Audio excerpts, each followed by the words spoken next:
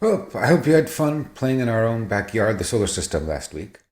Uh, we learned a lot of things. We saw ways to apply the physics we learned, but we want to broaden our horizons beyond that.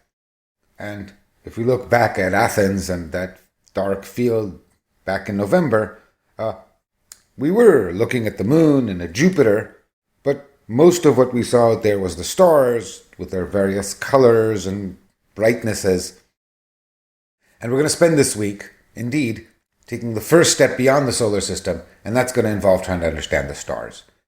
Uh, I think it was Auguste Comte who said that we're very limited as regards the stars. We can look at them, but we can't touch them, and we can't smell them, and we can't taste them, and we can't do any experiments with them, so how are we ever going to figure out what's going on and what stars are made of or how they work? And there are two things that I would add, two places where Comte was wrong. One is, we've learned, as we'll see, to look very closely and in ways that he couldn't have imagined. And the other thing we can do is we can think about stars. We can bring to bear all of the physics we've learned and perhaps even some new physics. And that's what we're going to spend this week doing, trying to use all of those things to see what we can say about stars. And so here's the plan. Of course, natural place to start, just as we started our discussion of planets with Earth, is to start our discussion of stars by looking at the sun, our local star. We have a lot more observations of the sun than we do of other stars.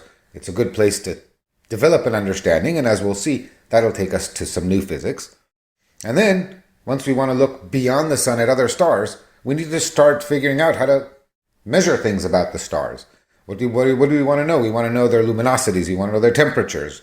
We want to know their sizes and masses so that we can parameterize our understanding of the physics by matching it to the observed parameters of the models.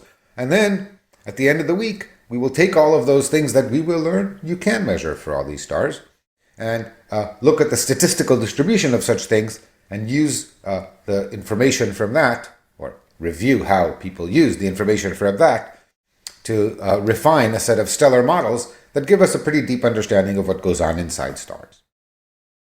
That said, we move on, we start by talking about our sun, and immediately we bump into a problem. What's the most salient thing about our sun? The most salient thing about our sun is that it shines. It produces these 4 times 10 to the 26 watts of energy. It does that, we know, because it's a large, hot object at 5,800 degrees with that surface area. It radiates that much. So far, so good. It's radiating that energy. It's been doing it for 4.5 billion years, and the question is, why is it not cold yet? Why is it still at 5,800 degrees on the surface? And one can start assessing the ways we know of producing energy. And the first, the way we usually produce energy, is various chemical reactions. The common factor between all of these is that all chemical reactions involve rearranging the electrons in an atom. Rearranging the electrons in an atom is essentially forming the electromagnetic potential energy in atoms. Because of the size of an atom and the size of the charges, this produces on the order of 10 to the minus 19 joules per atom. And if the atom in question is a hydrogen atom, which is what the sun is made of, and I'm not saying that I can propose a way to chemically burn hydrogen in the absence of oxygen, but imagine that there were some bizarre chemistry that takes place at solar temperatures or something. It would produce this much energy.